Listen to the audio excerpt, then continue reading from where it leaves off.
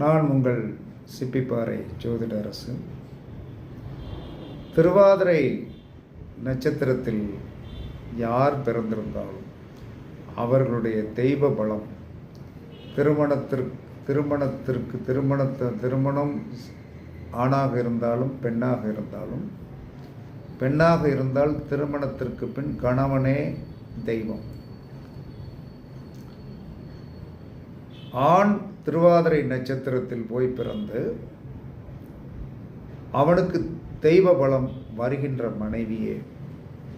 இதை யாராலும் மாற்ற முடியாது.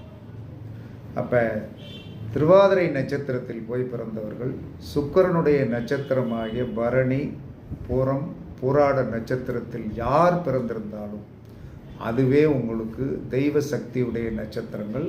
அந்த நபர்களே உங்களுக்கு தெய்வ சக்தியாக இருந்து அனைத்து காரியத்தை